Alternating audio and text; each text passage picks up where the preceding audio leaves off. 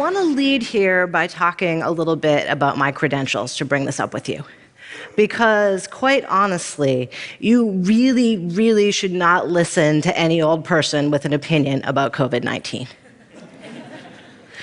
So I've been working in global health for about 20 years, and my specific technical specialty is in health systems and what happens when health systems experience severe shocks.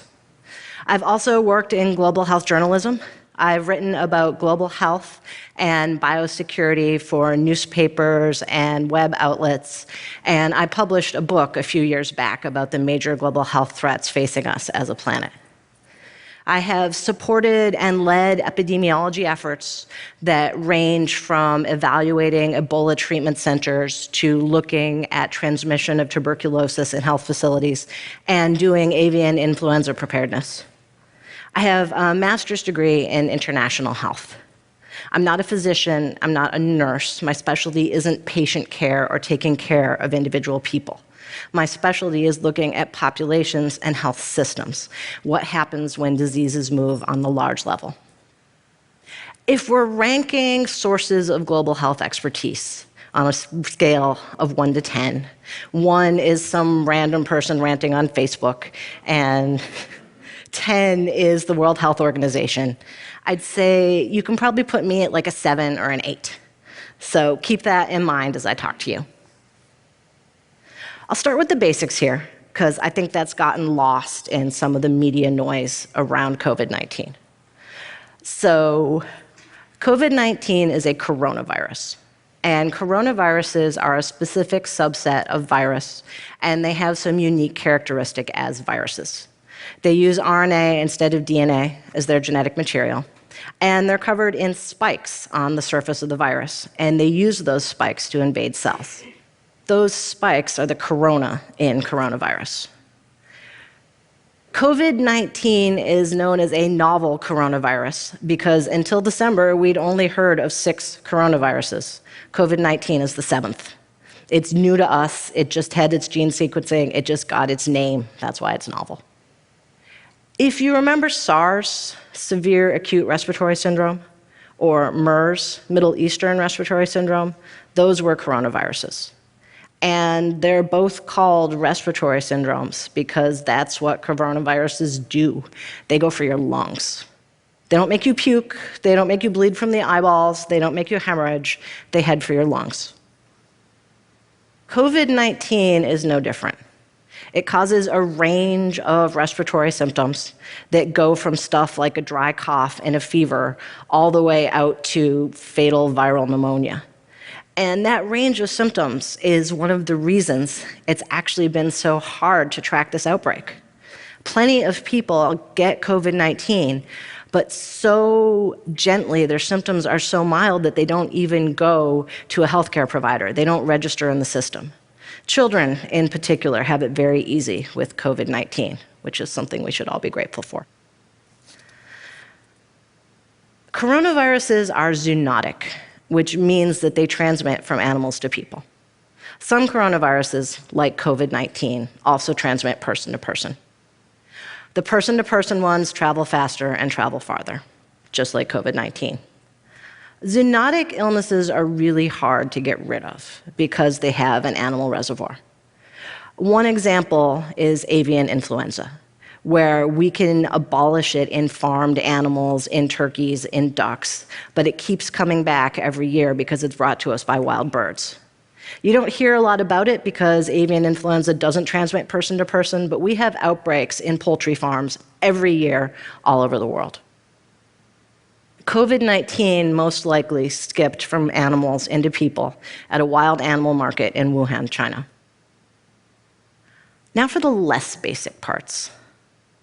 This is not the last major outbreak we're ever going to see. There's going to be more outbreaks, and there's going to be more epidemics. That's not a maybe, that's a given. And it's a result of the way that we as human beings are interacting with our planet. Human choices are driving us into a position where we're going to see more outbreaks.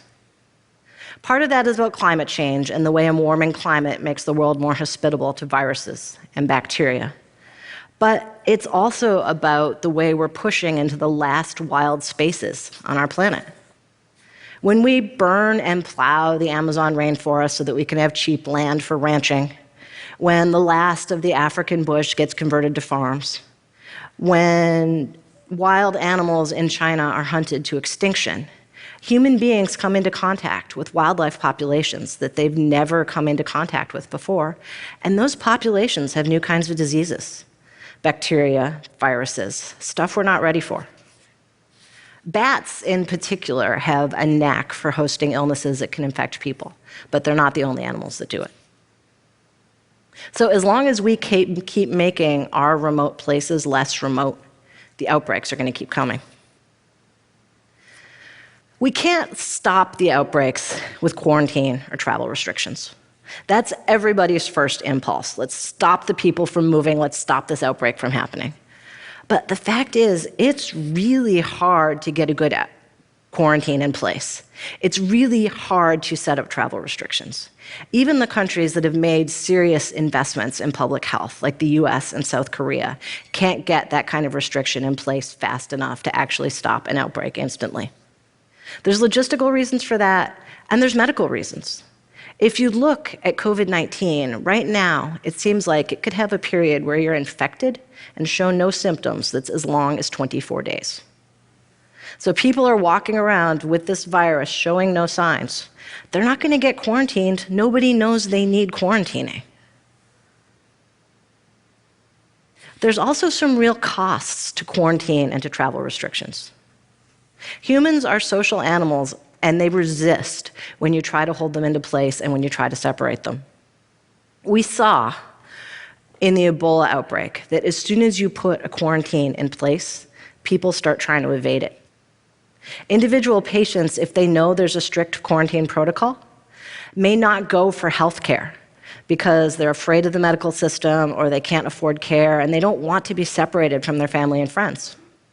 Politicians, government officials, when they know that they're going to get quarantined if they talk about outbreaks and cases, may conceal real information for fear of triggering a quarantine protocol. And of course, these kinds of evasions and dishonesty are exactly what it makes it so difficult to track a disease outbreak. We can get better at quarantines and travel restrictions, and we should, but they're not our only option, and they're not our best option for dealing with these situations. The real way for the long haul to make outbreaks less serious is to build the global health system, to support core healthcare functions in every country in the world, so that all countries, even poor ones, are able to rapidly identify and treat new infectious diseases as they emerge. China's taken a lot of criticism for its response to COVID-19. But the fact is, what if COVID-19 had emerged in Chad, which has 3.5 doctors for every 100,000 people? What if it had emerged in the Democratic Republic of Congo, which just released its last Ebola patient from treatment? The truth is, countries like this don't have the resources to respond to an infectious disease, not to treat people, and not to report on it fast enough to help the rest of the world. I led an evaluation of Ebola treatment centers in Sierra Leone. And the fact is, the local doctors in Sierra Leone identified the Ebola crisis very quickly. First as a dangerous, contagious hemorrhagic virus, and then as Ebola itself. But having identified it, they didn't have the resources to respond. They didn't have enough doctors, they didn't have enough hospital beds, and they didn't have enough information about how to treat Ebola or how to implement infection control.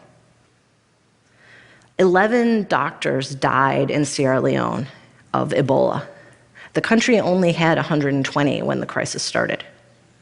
By way of contrast, Dallas Baylor Medical Center has more than 1,000 physicians on staff. These are the kinds of inequities that kill people. First, they kill the poor people when the outbreaks start, and then they kill people all over the world when the outbreaks spread.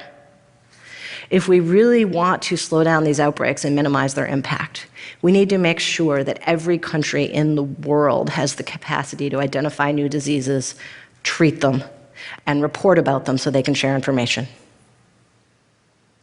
COVID-19 is going to be a huge burden on health systems. COVID-19 has also revealed some real weaknesses in our global health supply chains. Just-in-time ordering, lean systems are great when things are going well. But in a time of crisis, what it means is we don't have any reserves. If a hospital or a country runs out of face masks or personal protective equipment, there's no big warehouse full of boxes that we can go to get more. You have to order more from the supplier, you have to wait for them to produce it, and you have to wait for them to ship it, generally from China. That's a time lag at a time when it's most important to move quickly. If we'd been perfectly prepared for COVID-19, China would have identified the outbreak faster. They would have been ready to provide care to infected people without having to build new buildings. They would have shared honest information with citizens so that we didn't see these crazy rumors spreading on social media in China. And they would have shared information with global health authorities so that they could start reporting to national health systems and getting ready for when the virus spread. National health systems would then have been able to stockpile the protective equipment they needed and train healthcare providers on treatment and infection control. We'd have science-based protocols for what to do when things happen, like cruise ships have infected patients. And we'd have real information going out to people everywhere, so we wouldn't see embarrassing, shameful incidents of xenophobia, like Asian-looking people getting attacked on the street in Philadelphia. But even with all that in place, we would still have outbreaks.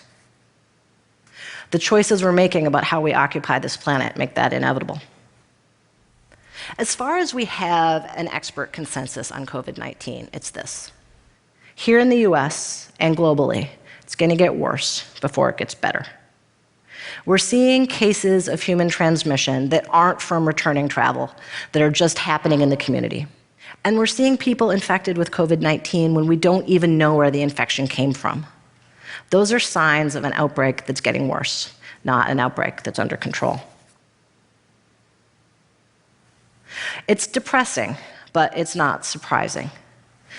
Global health experts, when they talk about the scenario of new viruses, this is one of the scenarios that they look at. We all hoped we'd get off easy, but when experts talk about viral planning, this is the kind of situation and the way they expect the virus to move. I want to close here with some personal advice. Wash your hands. Wash your hands a lot. I know you already wash your hands a lot because you're not disgusting, but wash your hands even more. Set up cues and routines in your life to get you to wash your hands. Wash your hands every time you enter and leave a building. Wash your hands when you go into a meeting and when you come out of a meeting. Get rituals there based around hand washing.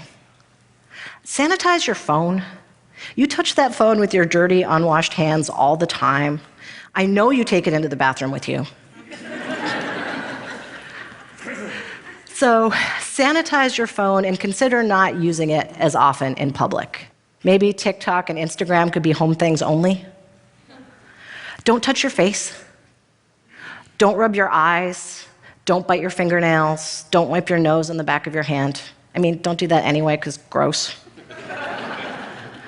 Don't wear a face mask. Face masks are for sick people and healthcare providers. If you're sick, your face mask holds in all your coughing and sneezing and protects the people around you. And if you're a healthcare provider, your face mask is one tool in a set of tools called personal protective equipment that you're trained to use so that you can give patient care and not get sick yourself. If you're a regular healthy person wearing a face mask, it's just making your face sweaty. Leave the face masks in stores for the doctors and the nurses and the sick people. If you think you have symptoms of COVID-19, stay home, call your doctor for advice. If you're diagnosed with COVID-19, remember it's generally very mild. And if you're a smoker, right now is the best possible time to quit smoking. I mean, if you're a smoker, right now is always the best possible time to quit smoking. But if you're a smoker and you're worried about COVID-19, I guarantee that quitting is absolutely the best thing you can do to protect yourself from the worst impacts of COVID-19. COVID-19 is scary stuff at a time when pretty much all of our news feels like scary stuff. And there's a lot of bad but appealing options for dealing with it. Panic, xenophobia, agoraphobia, authoritarianism. Oversimplified lies that make us think that hate and fury and loneliness are the solution to outbreaks. But they're not. They just make us less prepared. There's also a boring but useful set of options that we can use in response to outbreaks. Things like improving healthcare here and everywhere, investing in health infrastructure and disease surveillance so that we know when the new diseases come, building health systems all over the world, looking at strengthening our supply chains so they're ready for emergencies, and better education so we're capable of talking about disease outbreaks and the mathematics of risk without just blind panic. We need to be guided by equity here, because in this situation, like so many, equity is actually in our own self-interest. So thank you so much for listening to me today, and can I be the first one to tell you, wash your hands when you leave the theater?